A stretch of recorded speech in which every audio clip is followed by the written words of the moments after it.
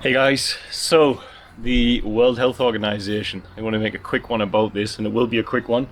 The other day, I was walking down the street with Fritzy, and coming out of a supermarket was a woman wearing a mask and carrying in each arm, in the left arm, she had 12 bottles, large bottles of Coca-Cola, and she was struggling, that's why she stood out.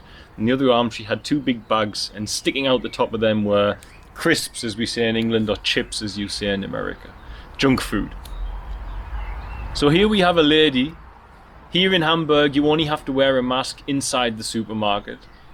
But she was walking down the street, so clearly she'd made a decision to leave it on outside, or she'd left it on coming out.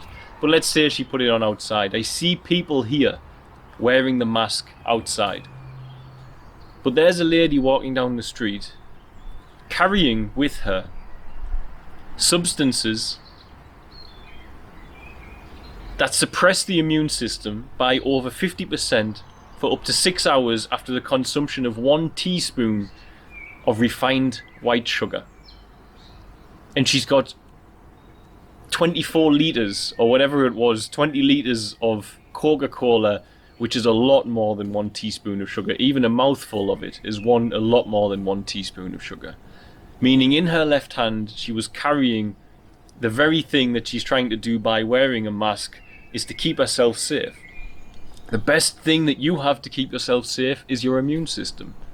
But she's wearing a mask to protect her from droplets, which, strictly speaking, according to much of the science, the masks, I understand it stops saliva particles coming, etc. It stops saliva particles being spread when you're talking, but the virus in itself is so small it will pass through all of the masks. This is pretty clear to most people at the moment. But regardless, if the WHO are legitimate, now I'm not going to put them down and say they do no good, because I'd be a moron to say that.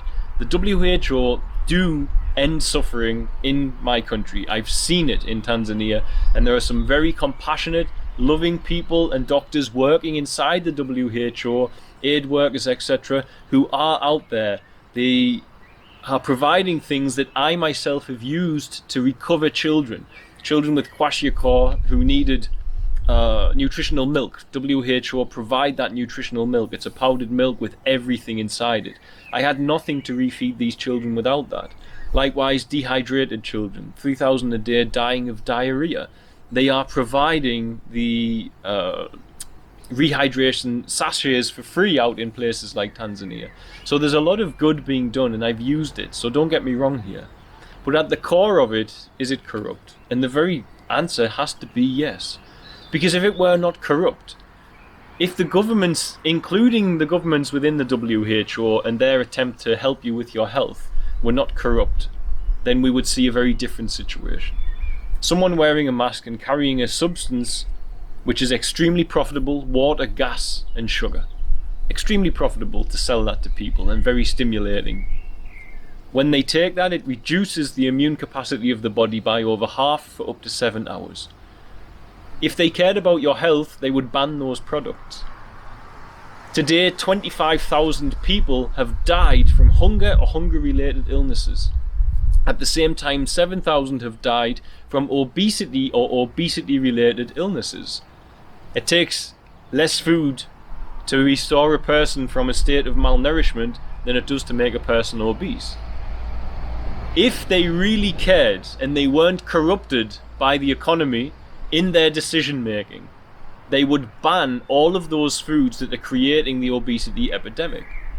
But they can't, because if you did that, 90% of the products on the supermarket would be gone, and many people would be out of work. Delivery drivers, people in factories, farms, so on and so forth. You see, they're too scared to make that change. Globally, the collective economy, it's too afraid. It's too afraid to make that surge and make a change, because everything has a knock-on effect. But you can guarantee, if the WHO cared about your health, if they actually cared, they would have to ban those products. If they truly cared about your health to the degree that they are saying they do regarding this pandemic, if they truly cared, they would ban the overconsumption of foods, leading to the greatest burden on our healthcare system we have ever known, which are obesity-related illnesses. Heart disease is a predominant one, diabetes. All of these persons need constant aid and support from the medical care institutions. But if they just outright said, okay, these corporations are profiting by selling you poison and we're picking up with the taxpayers' money, picking up the slack from that, it has to stop. This would be a true World Health Organization. The one we have in place at the moment is just a puppet of corporations. And this is the concern of many people, for those of you who don't get it. It's a corrupt entity in its nature. And it should be respected in some retrospects because there are good people in there. I've seen them doing good. But even a good person can be corrupted. And an organization with good intentions to serve humanity, as this organization should have, and many people joining it do have that. They have that good intention. I've met them. But the beating heart has begun to be corrupted, because the beating heart is not standing in truth. Because only when it stands in truth would we have a true World Health Organization. Because when it stands in truth, it would be able to say to the world, we want to look after your health, but due to the economy we live in and the corporations that we have fueling you and selling you all of these junk foods and these terrible things, which basically, because our system creates emotional voids inside all of you, you're going to the supermarket and predominantly your purchases are about medicating that emotional void.